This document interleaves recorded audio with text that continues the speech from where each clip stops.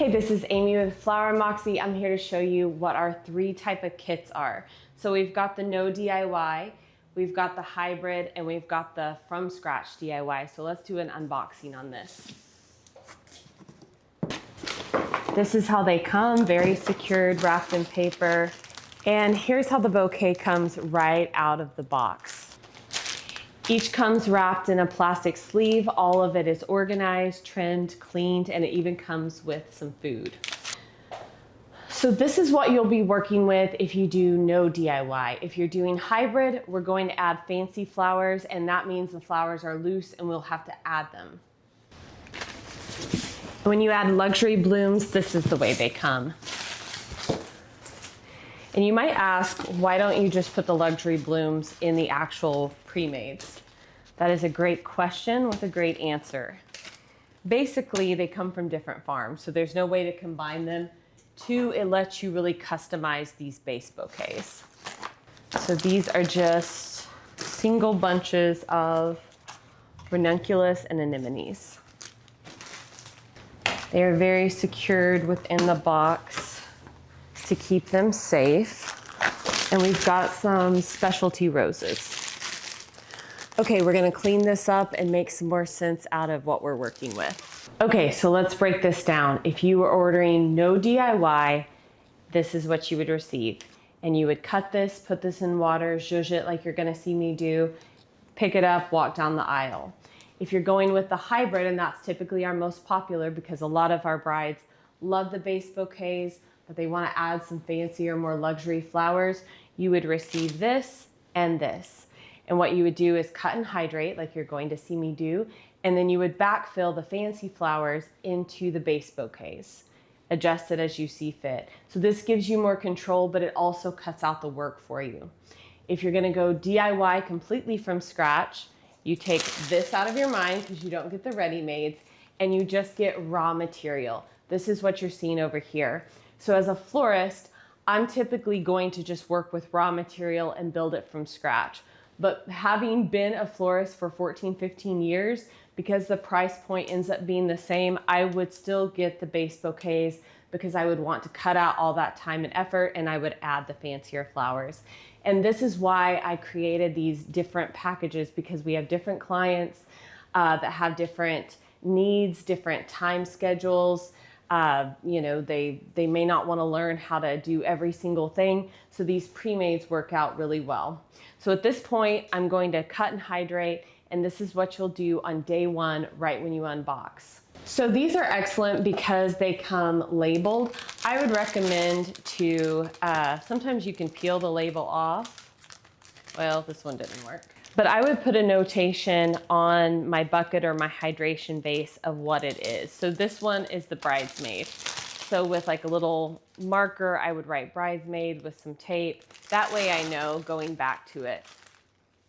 And you're gonna think, just do this. But I don't want you to do that because you want these flowers to open to their max capacity.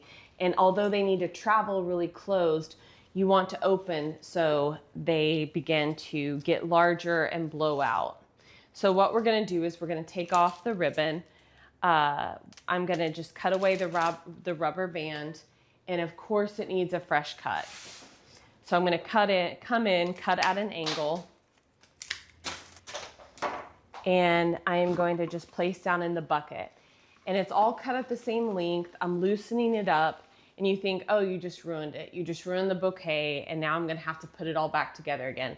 That's not so. It's a matter of just picking it up, adding the extra flowers, and rebundling. Because it's built in the spiral, it will hold. We're gonna do the same for the bridal bouquet.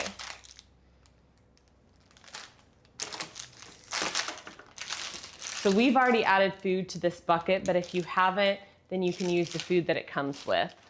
It's not mandatory, but it's nice. So this is the bridal. I would again write bridal on this. That way I knew.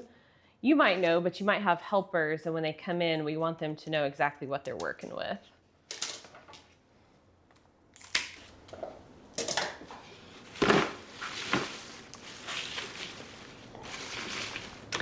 And one thing that you're going to pay attention to is the guard petals.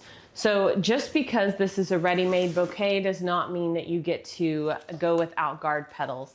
That's the outside petals that you need to pluck off. So when you look at these bouquets, you might see a few bruised ones.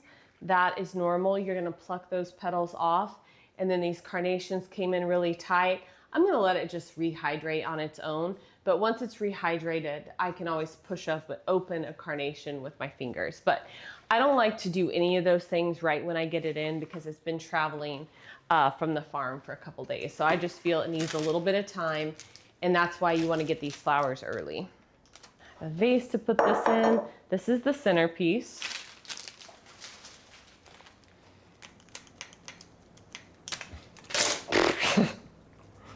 Don't cut that. I think I'm actually going to put this in a bucket because I feel, let me see if I can swap it out. I want it to sprawl out a bit more, and there's a lot more stems in that centerpiece than in the bridesmaid. So I'm going to swap this out. This is just a good lesson. You want it to have space to open. Okay, let's get our fancies in water. These are looking closed, kind of sad, but that's because they just came in. So we're gonna give them a day to perk up. These anemones need to open.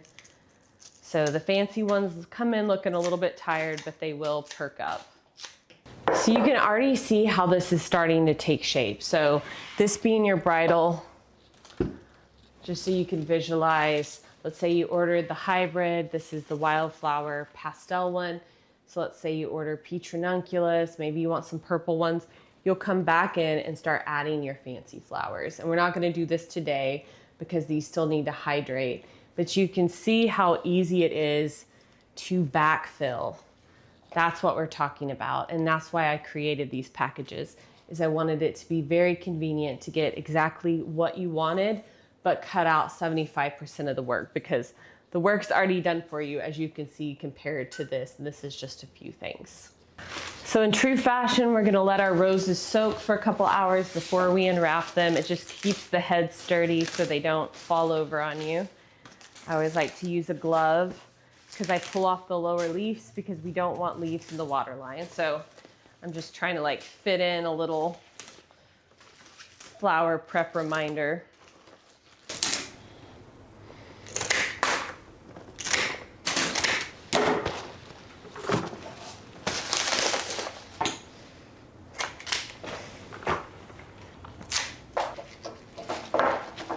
Okay, we are prepped to do all three of them.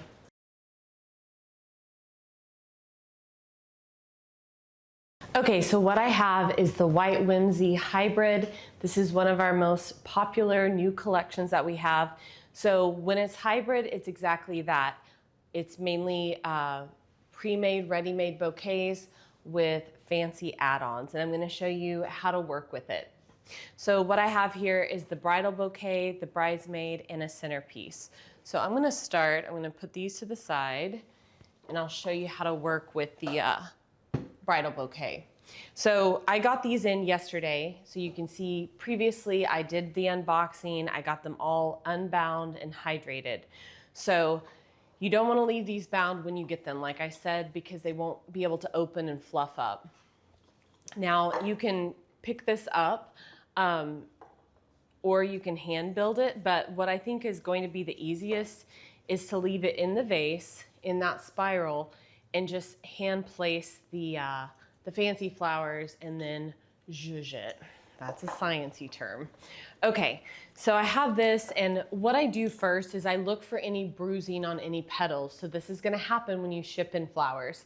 So these look pretty good, but don't be alarmed if you have to pluck off any petals, especially on roses, because there's those guard petals. And what I have are ranunculus. So I'm gonna go ahead and just start adding them in. And I'm gonna let it follow the line of the spiral. And I'm gonna let the fancy flowers kind of float above, and then we're gonna pick it up and tweak it a bit. So this is just kind of dispersing my product to where I don't have just a huge clump of ranunculus all in the same place. And you'll follow the recipe because we usually allow for, 3 to 5 depending on what it is. But these are so beautiful and so large. And I want to make sure I have some in the front and some in the back. So I'm just kind of spinning it around like a centerpiece. And this is why these pre-mades are so easy.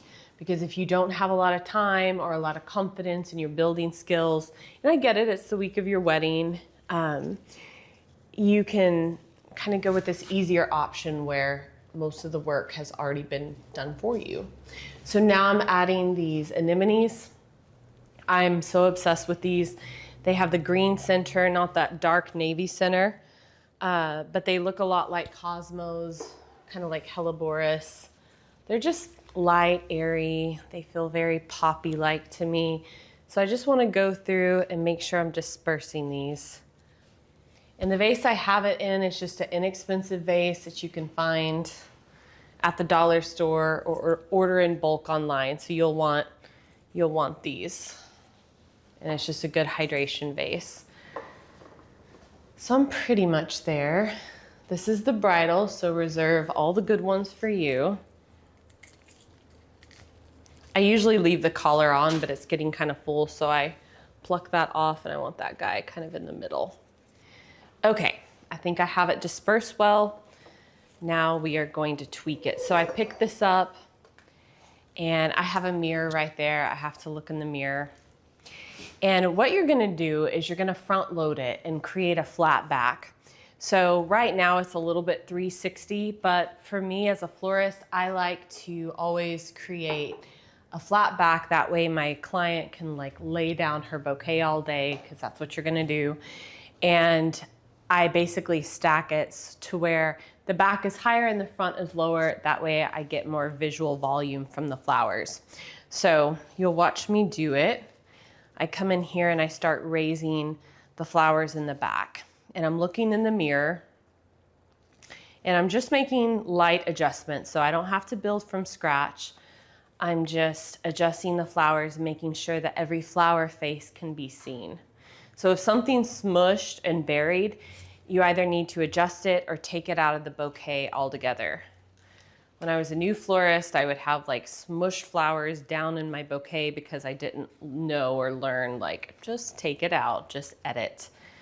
Like, you don't have to have every flower in this arrangement. And I'm just picking kind of a different shaped one because those are so big, which isn't a bad thing. It's just a lot. Okay, so the ones in the front, I'm going to do the opposite. I'm going to lower them. And I'm kind of pushing on the stem. You never want to push on the head of the flower. And sometimes I flip it upside down to kind of let gravity help me a little bit. It's just my own personal way I build sometimes. And there's a lot happening in this one because of all this Queen Anne's lace. So it's not a big deal to pull something out and move it. And I just kind of twist it and pull it out. And I think this is a better place. Let's pop this guy in the back. It was too much in the front. It was just like too much texture. And this is what you're gonna spend your time doing. Just tweaking. Basically, I jiggle a stem. I find where that stem is and I pull it down or I push it up because I want all of them to be seen.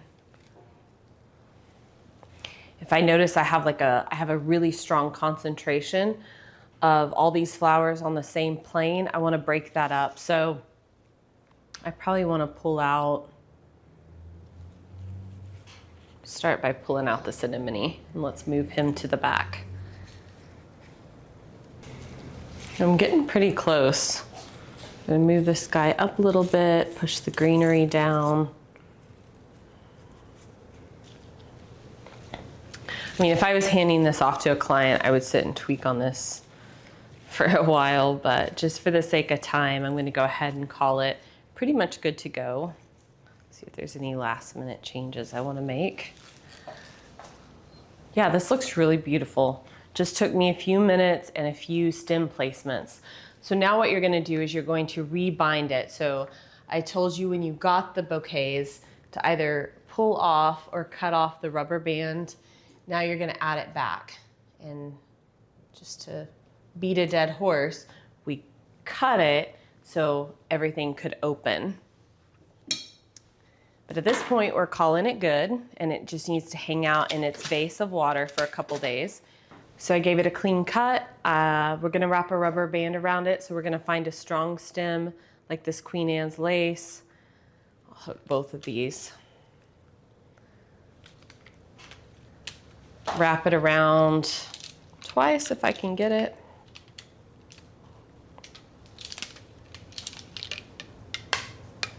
It's like got that perfect, a little bit not long enough. Okay, or you can use a zip tie. And then I take my hands and I just loosen it. Just give it a shake. I want some air between those flowers. And because the rubber band isn't too tight, I can still adjust it. So this is looking ready to go. At this point, you're gonna put it back in water. So this is, let's say your wedding is on Saturday. You got these on Wednesday. You gave them a day to hydrate and to relax and to recharge. You can do this on Thursday, which means you have 2 days to do all your other wedding errands and not worry about it. Just make sure that this has plenty of water, keep the leaves out of the water line, and add the floral food that they sent you with it. The day of the wedding, wait till you get to your venue to add your ribbon. That's my last advice when it comes to bridal bouquets, because you don't want that ribbon to get wet in transit. This is the bridesmaid bouquet. You'll do the same thing. You'll follow our recipe. You'll add the flowers, pick it up, zhuzh it, tie it off, and wrap it when you get to the venue. Bridesmaids, you can be a little bit more liberal with. Just do a thin ribbon. But for a nice drapey ribbon for a bridal, just keep that in a Ziploc bag until you're ready to go. When it comes to the corsages or the boutonnieres, I didn't talk about this when I did the unboxing. You want to, when I get my boots and my corsages ready-made in, I usually cut the stem, put them like in a little shot glass of water, let them rehydrate, and then I transfer them to a hydration chamber. So a hydration chamber sounds very official, but all it is a container with an airtight lid. So this is a glass Tupperware. I have a damp paper towel. I take my boutonniere or my corsage, lay it down, put the damp paper towel on top of it. And of course you're gonna use like a larger container. And you seal it and put it in the refrigerator. And this will keep them for 3 or 4 days, actually up a week or 2. The hydration chamber works so well. Okay, now let's shift into what to do with the centerpieces. Okay, so when it comes to the ready-made centerpieces, the hybrid, there's a few options that I need to go over with you. On our website, it says, well, are you doing bud vases, mason jar size, or compote? And I want to give those options because not everybody is going to do compote size. What you use depends on how many you can make. If you're going to just do a straight up traditional compote centerpiece, it's 1 for 1, right? But if you're doing a bud vase, you can probably make, with this one, about 8 to 10 bud vases because you're just going to do 1 to 3 stems per bud vase. Okay, so you would take this, cut it apart, put it in your bud vases. Another option is what we call mason jar size. So that's the vases that have about a 3-inch diameter as opposed to a 5-inch diameter, and it makes a huge difference. So I could probably fill 3 mason jar size vases with 1 centerpiece. And so I understand if you don't want to use a mason jar, but this is the size guideline. So these little vases are very similar in size, and that's why you can get a few out of each ones. Also know that it's okay to mix and match. As a florist, I very rarely would do the same centerpiece style on every single table. The easiest thing would be what I call chop and drop. That's if you're using a cylinder with about a 4-inch diameter, 3 to 4 inches. You take this, you cut it, and you just place it down into down into your vase, down into your cylinder vase, and then you add your pretties. So you can come in, you can add your pretty guys, cut them and pop them in just like you would for the bouquet. And this is very lovely, and it's a fine centerpiece. The only problem is that if you think when someone's sitting, it's gonna be in that eye line. So oftentimes you don't see a lot of cylinder vases at weddings just because somebody wants typically more of a compote style. That leads us to the more traditional style of centerpiece, and I'll show you how to do that.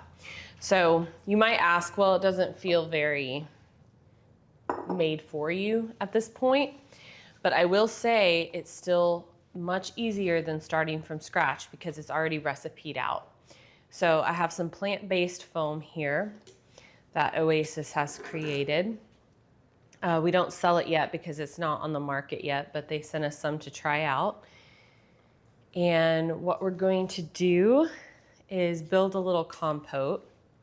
I'm going to start with the greenery. And what's nice is when you have your helpers, you can just give them a mock-up and then give them, one bouquet, and they have the exact recipe that they need. So typically compote style, I'll start with the greenery, like you might have seen me do in other videos. And if you're not a big greenery lover, then cut it down and pull it in tighter. Like the taller and looser it is, the more prominent it will be visually. And this just allows me to work quickly. So even though we are taking apart a ready-made, I promise you it's much faster.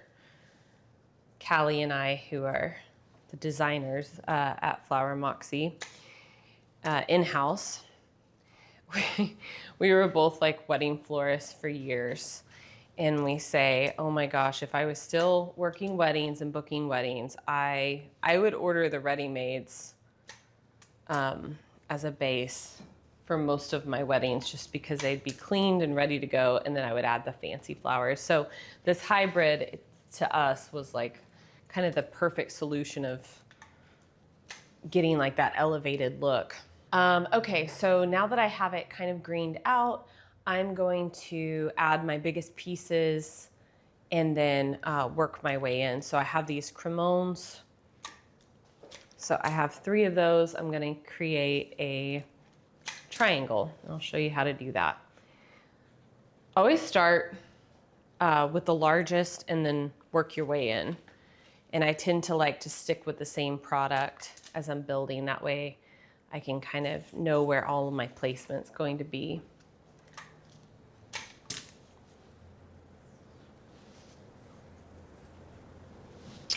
So what I've done is I only have 3 of these guys, but I created a triangle. It's a small one, but you can see it. And I clustered it. Instead of just spreading it out, I made it a little bit more condensed. And now I'm going to set my line flowers. So I have this delphinium, and I want to create some movement on the opposite side.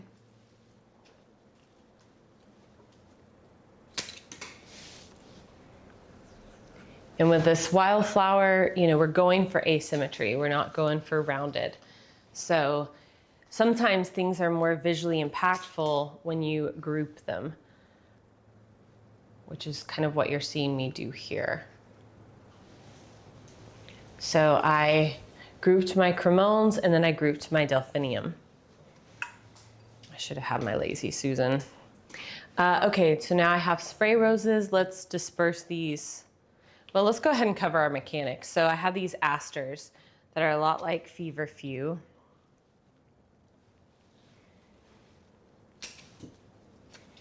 And I'm going to sink these low. These are the lesser expensive flowers. And they're still really pretty. They're really nice texture. But I want them to sink a little bit lower because I want my more expensive, fancier flowers to float above. So that's the thought that I'm taking into how I'm using this material.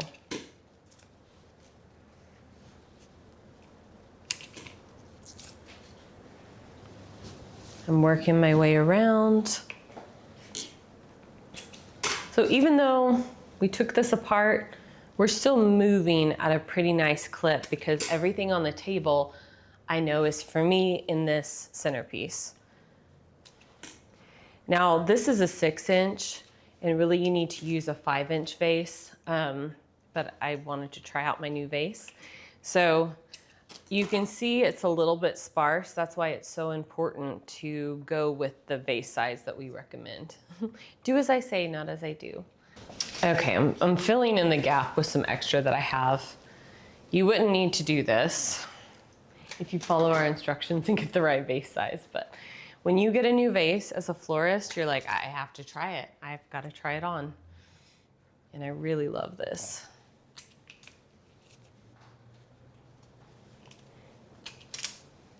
But if you feel that you're kind of heavy-handed in your flower building, don't be afraid to just tag on a few extra bunches at checkout. Okay, let's disperse our spray roses. These are Majolicas, so these are very creamy, almost kind of blushy. If you get these in and they don't feel like super white to you, don't worry about it.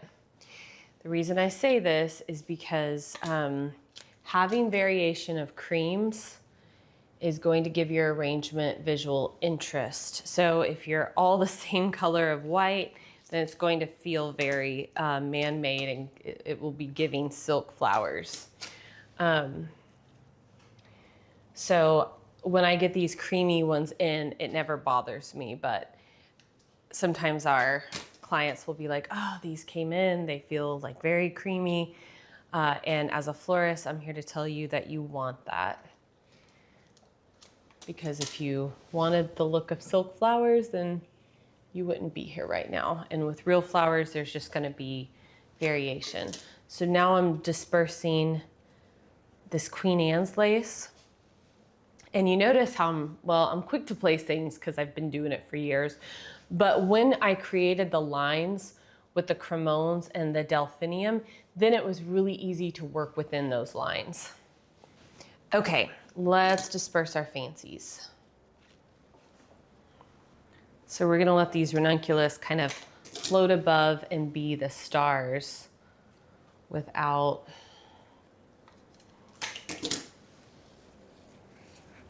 taking over the formation that we created. Now with these ranunculus, see how curved they are? We're gonna need to wire these. This does not mean your ranunculus is bad. It means that the head of it is so heavy that it needs to be wired. I typically have to wire maybe half of my ranunculus. So what I do is I have a thin, straight floral wire.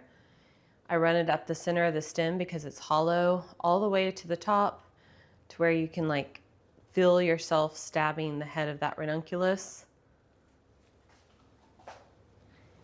And it is now supported.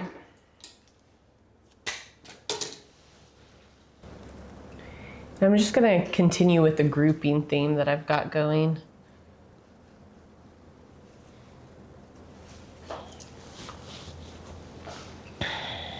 I really needed a lazy Susan to be twisting this the entire time to make sure that it's like even on all sides, but I'm building kind of quickly.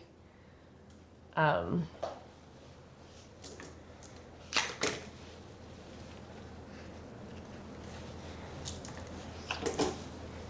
this video isn't too long.